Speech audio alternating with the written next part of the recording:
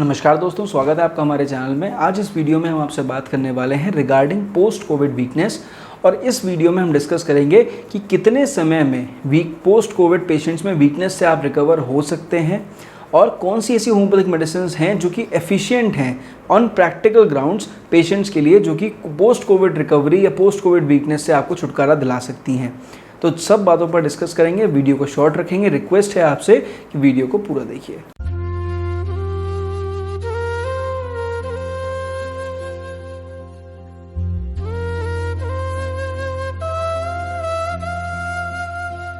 तो चलिए, सबसे पहले जो बात समझने वाली है वो ये कि पोस्ट कोविड वीकनेस पेशेंट को क्यों होती है।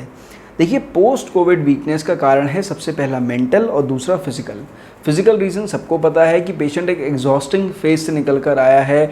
इतना ज़बरदस्त इन्फ्लेमेटरी रिस्पॉन्स था, इतनी एंटीबॉडी रिएक्शंस थे बॉडी के अंदर, उसके बाद शरीर में बहुत सारे कॉम्प्लिकेशंस हो रहे थे, सारे ऑर्गन्स आपके अफेक्टेड थे। तो ये एक बहुत ज़बरदस्त सिचुएशन थी आपकी बॉडी जिससे रिकवर होकर आई है। अब जो दूसरी स्टेट है दैट इज़ मेंटल स्टेट। अब देखिए, मेंटल स्टेट उन पेशेंट्स के लिए ज़्यादा जो है तकलीफ देह है जो कि नॉर्मली आईसीयू में ज़्यादा दिन बिता कर आए हैं। क्योंकि आईसीयू में जब एक पेशेंट रहता है, जो मेरे पर्सनल एक्सपीरियंसेस हैं, पेशेंट्स ने बताया कि सर आईसीयू में ऐसा लगता था पूरे टाइम वाइटल मॉनिटर की आवाज़ें आ रही हैं, कभी कोई पेशेंट आ रहा है, पता चला हम अभी लेटे हैं, हम कुछ ठीक हैं पहले से, लेकिन हमारे सामने वाला पेशेंट जो थोड़ा बहुत इशारे कर रहा था वो सडनली एक्सपायर हो गया, या हमारे बराबर वाला पेशेंट सडनली एक्सपायर हो गया। उसकी जगह कभी ऐसा होता था कि हम सो रहे थे, एकदम सडनली चौंक के उठे क्योंकि हमारे बराबर में सडनली बहुत सारे डॉक्टर्स आ गए, एक सीरियस पेशेंट आ गया, उसे देख रहे हैं, उसे एग्जामिन कर रहे हैं और लगातार आवाज़ें आ रही हैं। या फिर कुछ पेशेंट्स जो जनरल वार्ड में थे, जो सिर्फ ऑक्सीजन की ज़रूरत थी, उनके सामने ही कितने सारे पेशेंट्स थे, कुछ कॉम्प्लिकेट कर रहे थे, कुछ अभी अभी आए थे, कुछ पेशेंट्स एक्सपायर हो रहे थे। तो ये जो एक फेज़ है, जो एक पेशेंट्स देख कर आया है किसी हॉस्पिटल सिचुएशन में, उसके लिए इस फेज से रिकवर होना बड़ा एक मुश्किल टास्क हो जाता है। और इसी वजह से जो एग्जॉस्शन होता है, जो वीकनेस होती है, वो सिर्फ मेंटल ही नहीं है, फिजिकल भी होती है।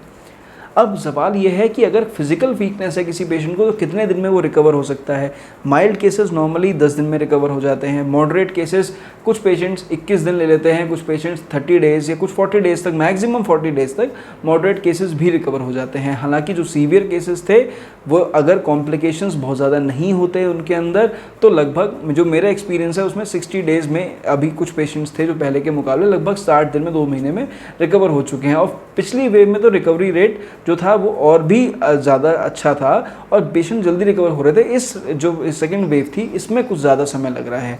तो ये कुछ कॉम्प्लिकेशंस हैं पेशेंट के संग में। लेकिन मेंटली अगर आप देखेंगे तो मेंटली मरीजों को उस फेज से निकलने में ज़्यादा समय लगता है। अब अगर बात करें आप दवाइयों की, तो आप नॉर्मली मुझसे पूछते हैं मेरे एक्सपीरियंसेस क्या हैं। देखिए, मेरे एक्सपीरियंस के हिसाब से जब मेरे पास कोई ऐसा पेशेंट आता है जो मेंटली फिजिकली हर तरह से एग्जॉस्टेड है, जो बहुत ज़्यादा बेचैन है, जिसके अंदर एंग्जाइटी अभी भी है, और उसके बाद उसकी सिचुएशन कुछ ऐसी हो गई है कि उसे कुछ ना कुछ लगा ही रह रहा है, मतलब उससे वो बेचैन है, अभी वो नॉर्मल नहीं हो पाया है। उसके जो घर वाले हैं वो भी परेशान हैं कि पता नहीं इनके हो क्या गया है, इन्हें इतनी बेचैनी क्यों है। और ऐसे पेशेंट्स में मेडिसिन है आर्सेनिक एल्बम। 30 में दीजिए, 200 में दीजिए, but it depends from patient to patient, हमें किस पावर में देनी है, एक प्रॉपर पोटेंसी डिसाइड नहीं कर सकते। इसके अलावा अगर आप दूसरी मेडिसिन की बात करें तो देखिए, बहुत सारे पेशेंट्स आते हैं जो गैस्ट्रिक इश्यूज़ की शिकायत करते हैं कि जी हमारा पेट गड़बड़ हो गया है, गैस बहुत बनती रहती है, खाना ऊपर को आता रहता है, पेट हल्का फूला फूला रहता है, अनकंफर्टेबल लगता है, रात में सोते समय खांसी आती है, एंड ये सारे सिम्टम्स। तो ऐसे में जो मेडिसिन है, और साथ में वीकनेस भी है, पेशेंट को एग्जॉस्शन भी है, तो द मेडिसिन इज़ चाइना, जो हम 30 में 200 में देना प्रेफर करते हैं। अब अगर आप कॉम्बिनेशन की बात करें कि भाई कोई एक ऐसा कॉम्बिनेशन बता दीजिए कि वो हम अपने घर में रख लें और हम पेशेंट को देते रहें, तो देखिए अवीना सटाइवा क्यू और उसके साथ में एसिड फॉस क्यू, ये दोनों बहुत अच्छी दवाइयाँ हैं, दोनों अच्छे टिंचर्स हैं।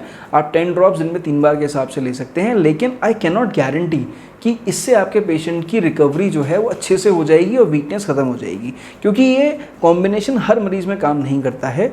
ये सिर्फ कुछ पर्टिकुलर केसेस में ही प्रॉपरली दे सकते हैं आप, या फिर ओरिजिनल रेमेडी जो पेशेंट की आ रही है उसके साथ में एड ऑन की तरह से दे सकते हैं। अब अगर आप मुझसे बात करें एक ऐसे पेशेंट की जो मेंटली एग्जॉस्टेड है, फिजिकली एग्जॉस्टेड है, और कुछ पेशेंट्स आते हैं वो कहते हैं सर काम करने की हमारी इच्छा ख़त्म हो गई है, मन ही नहीं करता, मन ही नहीं लगता मेरा काम करने में बिल्कुल भी, और इतनी थकान रहती है मन करता है बस पड़े रहो, अगर पड़ जाओ तो लेट भी नहीं मिलता है। तो यहाँ पे जो दवाई है that is cadmium sulph. Specially जब मरीज़ बोल दे कि मेरा काम करने से मन हट गया, तो दैट इज़ कैडमियम सल्फ। अब अगर आप मुझसे पूछेंगे कि ऐसी मेडिसिन के बारे में बताइए जो कि एग्जॉस्शन है, पेशेंट को वीकनेस भी है और उसके साथ में उसके इंटेस्टीन्स अफेक्टेड हैं, कभी उसे डायरिया हो जा रहा है, कभी उसे कॉन्स्टिपेशन हो जा रहा है, कभी पेट फूल जा रहा है, कभी ब्लोटिंग हो रही है, कभी फ्लैचुलेंस हो रही है, बार बार परेशान हो रहा है। बहुत सारे पेशेंट्स तो ऐसे हैं जो डायरिया या डिजेंट्री के भी कभी कभी कुछ पेशेंट शिकायत लेकर आ रहे हैं। तो अगर ऐसे में संग में एग्जॉस्शन भी बहुत ज़्यादा है, वीकनेस भी बहुत ज़्यादा है, तो द रेमेडी इज़ एगलफोलिया। अब देखिए एगलफोलिया वही बेल से बनी हुई दवा है। आप चाहें तो अगर अपने ऐसे पेशेंट को अगर आप बेल का शरबत अगर घर में बनाकर दे रहे हैं, बहुत इफेक्टिव है। अगर वो नहीं मिल रहा तो आप केवल अवीना एगलफोलिया क्यू या एगलफोलिया 30 अपने पेशेंट को दीजिए और आपके पेशेंट में इंप्रूवमेंट आ जाएगा। अब अगर आप इसके अलावा एक ऐसी सिचुएशन की बात करें जिसमें आप पेशेंट का हार्ट भी इन्वॉल्व है, पेशेंट के जो है लंग्स भी इन्वॉल्व हैं और खांसी भी बहुत ज़्यादा आ रही है, लंग्स में भी वीकनेस हो रही है, पेशेंट को उठ के बैठ रहा है और ख़ासकर मिडनाइट में, रात में बिल्कुल एकदम मिडनाइट में पेशेंट को चेस्ट पेन शुरू हो जा रहा है या मिडनाइट में खांसी शुरू हो जा रही है, द रेमेडी इज स्पॉन्जिया।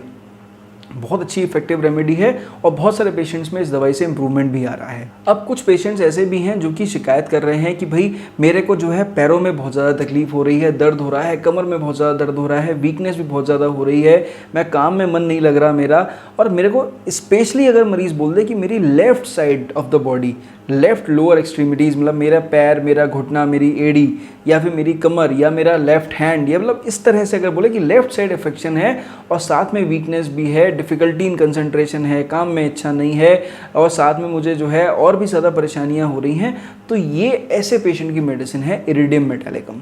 एक बहुत ही इफेक्टिव रेमेडी है और बहुत सारे पेशेंट्स में इस दवाई से इंप्रूवमेंट भी आया है।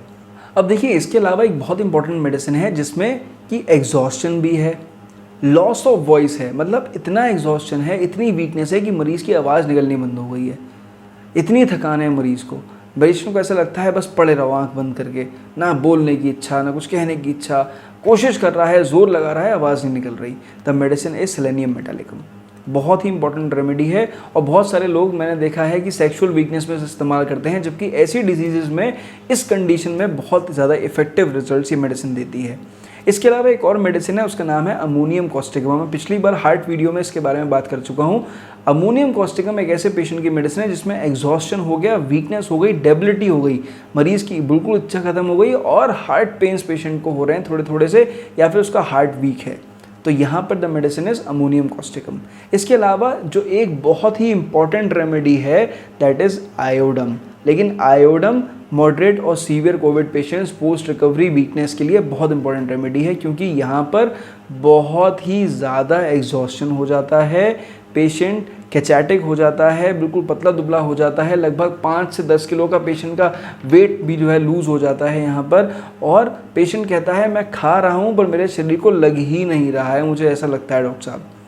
जहाँ पेशेंट ये बोल दे कि मैं खा रहा हूँ मुझे लग नहीं रहा है, द मेडिसिन इज़ आयोडम। तो देखिए ये जितनी दवाइयाँ मैंने आज आपको बताई हैं ये सारी मेडिसिन इफेक्टिव हैं पोस्ट कोविड वीकनेस के लिए, लेकिन मैं फिर से आपसे कहूँगा सिम्टम के हिसाब से दीजिए। मैं सिर्फ कुछ ही दवाइयों की पोटेंसीज बताई हैं क्योंकि वो उसी हिसाब से दीजिए, उसके अलावा ये सिम्टम के हिसाब से डॉक्टर से डिस्कशन कीजिए, प्रॉपर जो पोटेंसी है वो सेलेक्ट करिए, तब अपने पेशेंट को दीजिए। इससे इम्प्रूवमेंट जल्दी होगा और आपका पेशेंट प्रॉपरली रिकवर हो पाएगा। तो आशा करते हैं कि वीडियो आपको समझ में आई होगी, पेशेंट की कंडीशन समझ में आई होगी। जनहित में शेयर करिए, लोगों तक पहुंचाइए, जितनी मदद हो सके लोगों की कीजिए। मेरी तरफ से नमस्कार, थैंक यू।